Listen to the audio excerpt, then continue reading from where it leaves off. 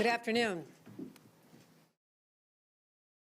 I was deeply troubled by the accusations leveled at Mayor Eric Adams, not just the initial indictment, but also the more recent allegation of a quid pro quo with the Trump administration.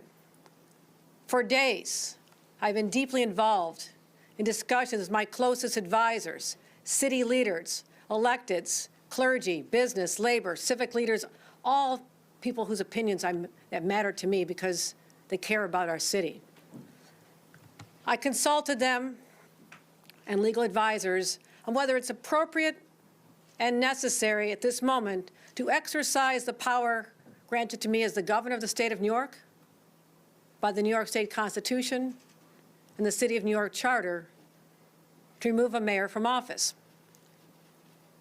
I've also heard from many voices of New Yorkers who feel outraged, who feel hurt, betrayed by what they have seen. And I want those New Yorkers to know I understand those feelings as well. After careful consideration, I have determined that I will not commence removal proceedings at this time. My strong belief is that the will of the voters and the supremacy and sanctity of democratic elections preclude me from any other action. I cannot deny the people of this great city the power to make this decision for themselves. And to those who conclude that this decision is due to pressure from any groups or individuals, I say this: you do not know me.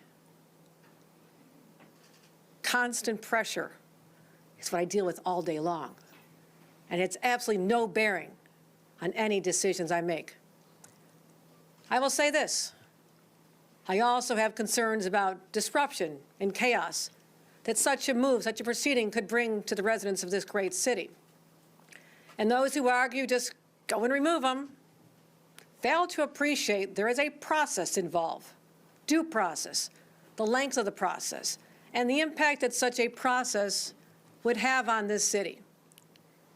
And actually, with the timing, it's not impossible that we'd have a scenario where there's multiple mayors of this city in the course of 1 year.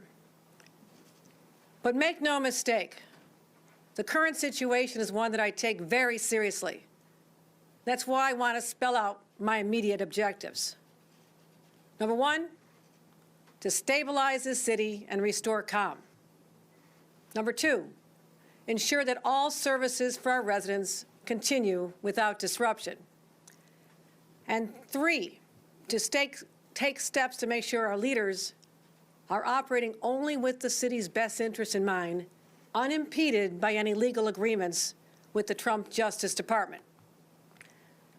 I want to be very clear. There are past examples of coordination and cooperation between the federal government, the city, the state. It's not uncommon. But there's a clear line between cooperation and coercion. Given how aggressive the Trump administration has been, including its attempt yesterday to dismantle a previously approved congestion pricing program, and how deeply disturbing the comments from the president's border czar were, we know they'll stop at nothing to try and exercise control over New York. That is the fight we had yesterday.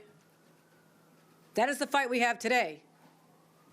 And that is the fight I'm willing to take on for the next 1,430 days.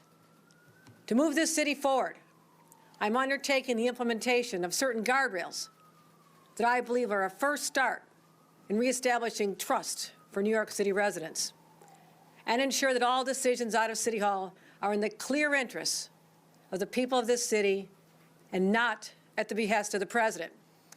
I'm proposing three immediate actions which I believe will help protect New Yorkers. First, I'm proposing legislation to create a special Inspector General for New York City affairs within the Office of the State Inspector General. The State Inspector General will be able to direct the New York City Department of Investigations. And the mayor will only be able to remove the Department of Investigations commissioner with the approval of the State Inspector General. This will protect the city's investigations from any interference, make sure that there's no lack of independence as they make their determinations. and allow the Inspector General to focus more directly on any improper activity that may arise out of New York City. They'll also give reports to us. We'll have access to information.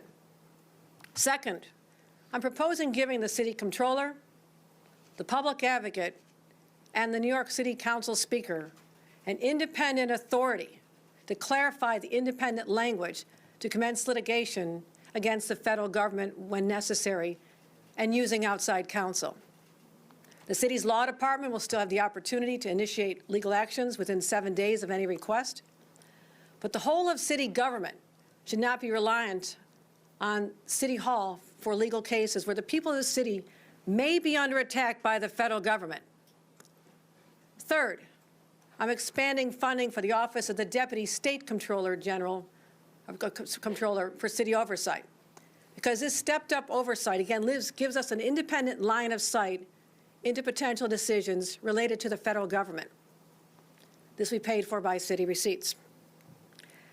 Once these measures are enacted, they'll be effective immediately and expire at the end of 2025, subject to renewal. Over 24 hours ago, he's taking out his anger and frustration over the 35 felony convictions he received here in the state of New York, taken out on our own New Yorkers. The mayor is not involved, and it's a 2/3 vote in the council.